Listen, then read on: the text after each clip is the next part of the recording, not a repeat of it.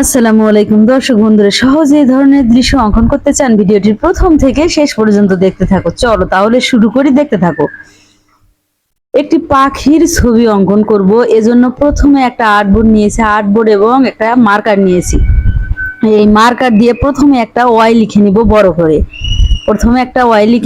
করে। এবং ওয়ের নিচের মাথা থেকে একটা লাইন বের করে এঁকে নিব পাখির মাথা, এবং অনুরূপভাবে আর একটা লাইন বের করে এঁকে নিব পাখির বডি। নিচ থেকে ধরে একটা লাইন বের করে এঁকে নিব পাখির বডি। এরপর অনুরূপভাবে উপর থেকে আরেকটা লাইন বের করে একটু ফাঁকা রেখে দিলাম, এটি হবে লেজের অংশ। এবং এখান থেকে একটা লাইন বের করে উপরে দিলাম, অনুরূপভাবে পাশ থেকে একটা লাইন বের করে উপরে দিলাম, এটা হবে হচ্ছে পাখনার অংশ। দুটো পাখনা, দেখুন প্রথমে একটা পাখনা হয়ে গেল। এরপর এ পাশে থেকে অনুরূপভাবে আরেকটা পাখনা এঁকে নিব, লাইন টেনে বাঁকিয়ে বাঁকিয়ে দিব, হয়ে যাবে দুই পাশে দুটো পাখনা হয়ে গেল। এখন এঁকে নিব পাখির লেজ, দেখুন হয়ে গেল লেজ। এখন এঁকে দিব পাখির চোখ,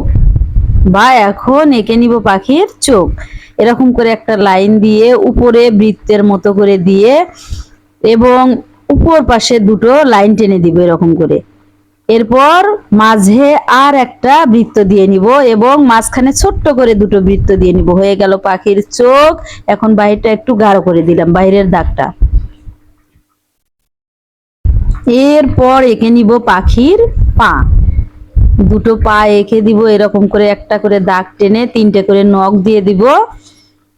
দেখুন পাখি উড়ছে এরকমের দৃশ্য এঁকে নিলাম। এরপর এঁকে দিলাম ঠোঁট, দুই পাশে দুটো লাইন, মাঝখানে একটা লাইন টেনে।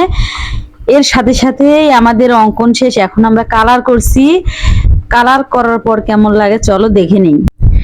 দর্শক বন্ধুরা, পেটে এবং বডিতে করে নিয়েছি হলুদ কালার, এবং লেজে অর্ধেক অংশে করব হলুদ এবং অর্ধেক অংশে করব আকাশি কালার, এবং পাখনায়ও করে নিয়েছি আকাশি কালার, এবং মাথায় করে দিব কমলা কালার, এবং ঠোঁটেও করে দিব হালকা করে কমলা কালার।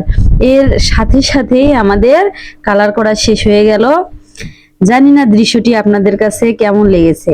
ভালো লাগলে like, comment, share and subscribe করে পাশে থেকো, এবং পাশে থাকা বেল আইকনটি অন করে দিও, যাতে এ ধরনের ভিডিও ছাড়ার সঙ্গে সঙ্গে নোটিফিকেশন পৌঁছে।